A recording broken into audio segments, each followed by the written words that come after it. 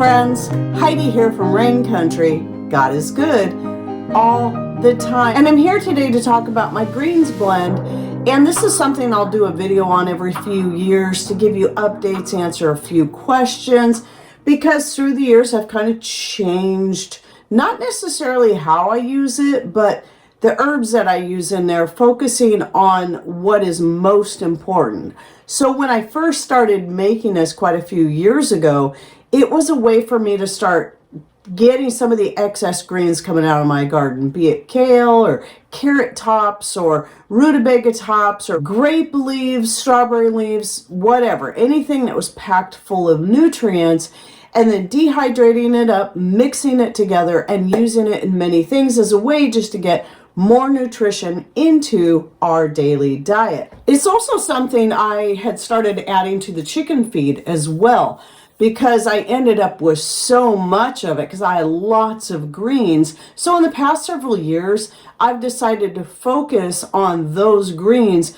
which are most important to me to help with the various health issues that I'm dealing with, and because they're so packed with nutrients. I mean, some of the most nutrient dense greens. So right now it's mostly just the two, and it's the dandelion leaves and the nettle. And so one of the main questions I wanted to approach is really your greens blend needs to be up to you. What do you have a lot of coming in? What's already growing naturally or wild on your property or around your area? What's easy for you to grow? This is all going to vary per person, and it doesn't mean that your greens blend has to be exactly like mine. Everybody's going to have their own twist to theirs. So the nettle and the dandelion leaves are the ones that I've been focusing on the most. But let me list off a few other things that I do sometimes still add to it as it comes available in my garden, such as the carrot tops, lamb's quarters. Lamb's quarters is excellent, also packed with nutrients. Various other berry leaves. Now I mentioned the grape leaves and strawberry leaves, but this can also be blackberry leaves, raspberry leaves, and more, though typically I'll save those more for adding to teas rather than using in my greens blend. There is a difference in what I call a tea and what I call my greens blend, even though a lot of these things can cross over and be used in the same ways. Another one that most people can easily find is plantain. It doesn't matter if it's the broadleaf or the lance leaf plantain. A lot of people see it as a weed, but it is an excellent herb. And I used to add this in too, because it is good to eat as a vegetable. It's very healthy for you. However, because of its other really good benefits for skin and healing different skin ailments, it's one that I now set aside for my healing salve, or even to add to my regular skin cream. And if you would like to see my videos on those, I'll link to, I really should do a new skin cream one so I can combine the oil and the making of the skin cream in the same video. But right now they're two separate videos. So I have one on making the oil. I have one on making a skin cream, but that is one I do still need to update. Some other greens I've used have been chicory, amaranth. Amaranth is great because not only is it packed with nutrients, it's also a very mild in taste. And there's so many more. I know others that I'm forgetting. But the thing is, if you grow sweet potatoes, there's another good one you can add. What I try to look for in the things that I add to my greens are things that are fairly mild in flavor that will blend well with anything. So if it's herbs like oregano, sage, those are things I do separately because I use those to add flavor to my food, but I can also use them as medicine. So those are separate things. You can add those to your greens, but it may limit the way your greens can be used. Now, dandelion leaf isn't what I would call a mild, because it can have a bitter flavor, but once it's dehydrated and especially mixed in with other things that are mild, such as the amaranth or even the kale or the nettle leaves, that really balances out the flavor. And unless you add too much, you're really not going to notice that bitter flavor. In fact, what I've noticed that when I've put a lot of the greens into something, it's not a bitter flavor, it's more of just a strong green flavor of all the different greens that I've used. And same thing with carrot tops. They can have kind of a stronger flavor to them, but again, once dehydrated, it mellows out that flavor, so it's not quite so strong. So there are certain greens I would not add to this blend, even when I'm putting a lot of different things in there. And that is because, well, I like to add it to just about any meal that I'm making. Mostly it's something that is just, it's a staple. It goes in everything. So it doesn't matter if I'm making a gravy to serve over mashed potatoes. A handful of mixed greens goes in that gravy. If it's a white gravy, I'm going to serve over biscuits, or a white sauce I'm going to put into a casserole. Mixed greens in there. It's even something I add to meat dishes such as meatloaf, meatballs, and hamburger patties, that I'll throw a handful of mixed greens into the hamburger mix as I'm blending it up. Of course, soups, obviously, just anything you can think of that I can throw those in there to get the nutrients out of those greens and just get more of that into our diet. So this particular jar with the gold cap, this isn't a standard canning jar. It's several years, quite a few years back, we were buying peaches in these jars like this from Costco, because not only were the peaches good, but I loved the jars because the size and shape of them were perfect for me to store herbs and spices that I use most frequently. And they are sort of square in shape and all that, and a little smaller than your canning jars. So they just take up less space in the cabinet that way. But it's almost a quart, but not quite. So that's what this jar is. It stays in my kitchen, and whenever I'm making whatever it is I'm making, a handful of these goes in there. Now, other things I've used the greens blend for is to make like a vitamin mineral extract using homemade wine, homemade vinegar, and that's something you can take on a daily basis just to get more nutrients that way if you want to take it as a tincture of sorts. I tend to forget I have that one, and so I forget to take it. But yeah, I've also used it in teas. Typically when I'm making a tea out of this, just to make a more nutrient dense tea, because I really feel that I need those vitamins and minerals in there, I'm going to add other things to it so it just doesn't taste green.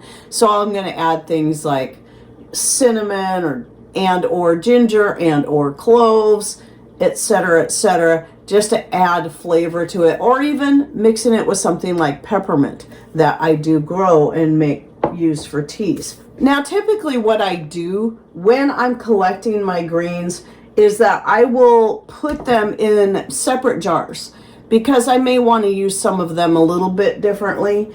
And it's like there's one with the dandelion, here's one with nettle. But then here's a jar of, like, if it's something maybe I'm not getting as much of, or just getting a little bit here and there that I want to eventually mix in. Like this says kale, etc., which means it could have anything in it. It could have plantain, it could have amaranth, it could have lamb's quarters and the like in there. And then typically what I'll do is when I'm ready for a jar, to have my jar in here, then I'll take a jar of each, mix them together, and fill up my jar here. And then whatever's left, just fill the jars and mark them accordingly, so I know there's more than just the nettle or the dandelion. Like, where's that one? There's one here somewhere. Oh, like this one here says nettle and dandelion. And I just recently mixed that because, again, that's my main focus right now, is the nettle and the dandelion. So one of the reasons I wanted to bring this up was not just to update you on how I'm doing it now, but also because I'll get people that will often ask me, well, do you sell your greens blend? And it's like, no, I don't sell any of my dried herbs, greens, anything like that. And the reason why is, first of all, when you have a channel like this, if it was just maybe a couple people, that would be one thing. I might consider it. But because you got a channel, I've got people that ask me this all the time. And if I were to sell even one jar to every person that asks, I would quickly run out and have none for ourselves. So it's just a rule I set that no, I don't sell them. But also one of the more recent people that asked me if I sell it had made the comment that you do know that not everybody has access to all the things that you put in there. And so that's why I wanted to cover this again, because that really shouldn't be important. Your greens blend does not have to be like mine, especially since I've simplified mine even more down, and that's something I did most recently, down to just the nettle and the dandelion. And then through the season, as things are coming in, I might dry them up and mix them into the jar that's in here when I have space. Just to add more that way. But a lot of those other things, even though they're great, I'm either now using them in other ways, or they're just not as important to me to get into my main blend as the two that I have incorporated here. So your greens doesn't even have to be two. It could just be one. Maybe that one thing that you're not allergic to, you need, is packed full of nutrients that can be really helpful. Maybe it's the dandelion leaves, maybe it's the plantain or the chicory leaves, or your various different berry leaves. Something that's already growing easily for you that you can just create your own. There's no need for yours to be exactly like mine, especially ever since I started this, mine has changed every year depending on what greens I have. I don't always have amaranth growing. I don't always have kale growing. So some of those are just not such a big deal, but the two that I always have are nettle and dandelion. And let me tell you, I get some big healthy dandelion leaves, as you can see in these images here. And so again, that's the main reason why I wanted to bring this up again and just show you that yes, you can do it however you want. You don't have to worry about purchasing from someone else. Everybody should have at least something that is easy to access to make their own blend. Now, the other thing that I like to do is when I get my jars filled up, even though it's not super necessary with dried herbs, I do like to store them in jars and typically will vacuum seal for longer term storage, just to help hold the freshness and the quality over time. But these can last many years. I finally recently had used up the ones I put up in 2018, and then I didn't really put much up for mixed greens for a few years, simply because I had so much to work through. And then I started realizing, oh, this would be a great one to start mixing in with my chickens' feed, because of all the greens that were in there were very, very healthy greens for my chickens. So I was able to finally use those up. So mostly what you're seeing right here have been the last few years worth of greens. And this isn't even all of them. I still have more nettle, dandelion, and grape leaves even put up in my pantry. But again, even with my abundance of my greens blend, I would still sell out quickly if I started selling that.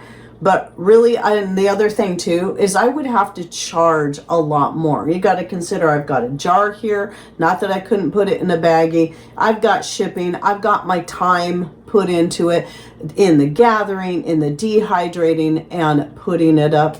So I would have to charge a lot for just a quart of a greens blend, and you could save so much money just doing it yourself with whatever's already free to you and on hand. I realize that for some people it's like, well, I can't afford to buy a dehydrator. Well, remember, you don't even have to buy a dehydrator for a lot of things like this. If you live in a dry climate, there's plenty of ways you can dry things without having to worry about even using electricity, let alone a dehydrator.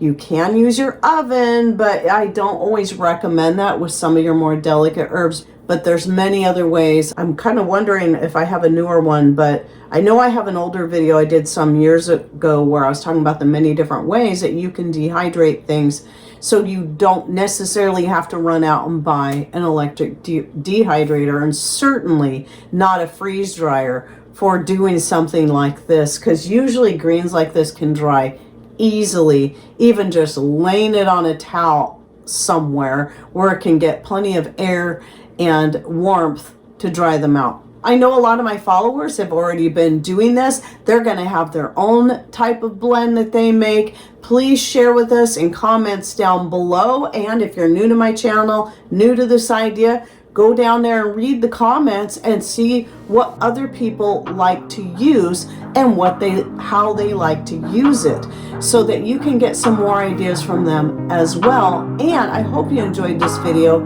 Thanks for watching. Take care and God bless.